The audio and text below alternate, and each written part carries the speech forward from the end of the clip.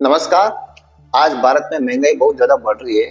जितनी हमारे पास आबादी है, लगभग 140 करोड़ से भी ज्यादा आबादी हमारे देश में रहती है, लेकिन हम उसका अगर पेट खेती के थ्रू भर रहे हैं तो वो हमारे लिए बहुत बड़ी चुनौती है, क्योंकि हमारे पास जमीन कम है और आबादी ज्यादा। हमारे पास विश्व की लगभग 16% आबादी है और जमीन हमारे पास लगभग 2.5%। तो आप कल्पना कर सकते हो कि हमारे पास जमीन कितनी और आबादी कितनी। इतनी आबादी को खिलाने के लिए इतना अनाज हम पैदा कर रहे हैं, वो किसी चुनौती से कम नहीं है। लेकिन दुनिया में एक देश ऐसा है जिसके पास आबादी बहुत कम है और जमीन पूरे विश्व में सबसे ज्यादा। उस देश का नाम है रूस। रूस के पास करोड़ों एकड़ कृषि भूमि खाली पड़ी हुई है। उस जमीन पर खेती की जा सकती है, लेकिन रूस के पास लोग ही नहीं है। आपने कुछ महीने पहले एक न्यूज सुनी होगी कि जो उत्तर प्रदेश है वहां से लोग जाएंगे और रूस में खेती करेंगे, क्योंकि उत्तर प्रदेश की आबादी बहुत ज्यादा है और रूस के पास जमीन बहुत ज्यादा। इसीलिए जो उत्तर प्रदेश की सरकार है और जो रूस है, उन दोनों के बीच में एक समझौता हुआ था, जिसके लिए उत्तर प्रदेश से लोग जाएंगे और रूस में खेती करेंगे, क्योंकि रूस के पास इतनी जमीन है जिस पे करोड़ों टन अनाज उगाया जा सकता है। लेकिन रूस के साथ सबसे बड़ी समस्या ये है कि उसके पास आबादी नहीं है। उसकी आबादी मुश्किल से 13 से 14 करोड़ के आसपास ही है। और उससे भी बड़ी चिंता की बात है कि रूस की आबादी लगातार घट रही है। मतलब आने वाले समय में रूस की आबादी इतनी कम हो जाएगी कि रूस पूरा खाली हो जाएगा। आप रूस में 1000 किलोमीटर की यात्रा करोगे तो आपको 100-200 लोग ही मिलेंगे, लेकिन अगर आप भारत में 1000 किलोमीटर की यात्रा करोगे तो आपको करोड़ों लोग दिख जाएंगे, क्योंकि जनसंख्या घनत्व रूस में बहुत कम है। तो रूस बहुत बड़ी मुश्किल में फंस जाएगा, क्योंकि रूस के पास इतनी बड़ी जमीन है, इतना बड़ा एरिया है, उसकी सुरक्षा कौन करेगा। जितना भारत का क्षेत्रफल है उससे कई ज्यादा जमीन रूस के पास खाली पड़ी है। पूरा रूस सुनसान पड़ा है। रूस में आबादी लगातार घट रही है। रूस यूक्रेन के साथ युद्ध में उलझा हुआ है।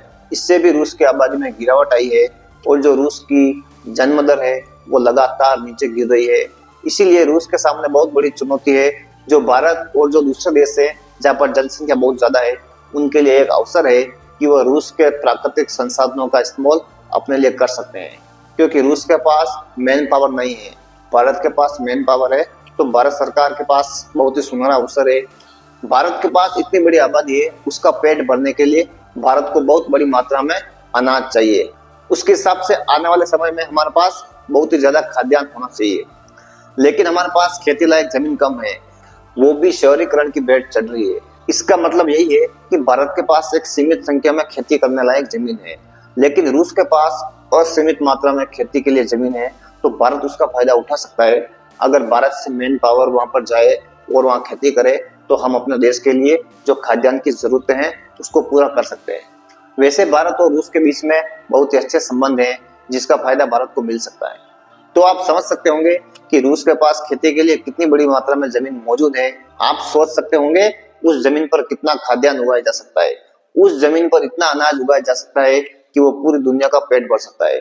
रूस की आबादी का बहुत बड़ा एरिया मॉस्को के आसपास रहता है, जो कि उसकी राजधानी है। रूस की राजधानी मॉस्को है, वो यूरोप से बहुत ही नजदीक है। मतलब यूरोप से अगर जो रूस सटा हुआ है वहीं पर रूस की अधिकतर आबादी रहती है। बाकी जो पूरा रूस आपको दिख रहा है वो खाली पड़ा है। रूस में विश्व की सबसे बड़ी मीठे पानी की झील लेक बाइकाल है। आप सोच सकते होंगे ये झील इतनी बड़ी है कि जितनी भारत के पास झीलें हैं, उन सभी झीलों का पानी अगर उसमें मिला दिया जाए तो वो झील आधी भी नहीं भरेगी। मतलब आप समझ सकते हैं कि रूस के पास कितनी भारी मात्रा में प्राकृतिक संसाधन है। तो इस तरीके से रूस पूरी दुनिया को खाद्यान्न की जरूरतें पूरी करने में मदद कर सकता है, लेकिन उसके साथ मैन पावर वाली समस्या है जो कि भारत सोल्व कर सकता है। अगर भारत और रूस दोनों इस दिशा में कदम बढ़ाए तो दोनों देशों को बहुत ज्यादा फायदा हो सकता है। अगर ये वीडियो आपको अच्छा लगे तो उसको शेयर एंड सब्सक्राइब जरूर करें। धन्यवाद।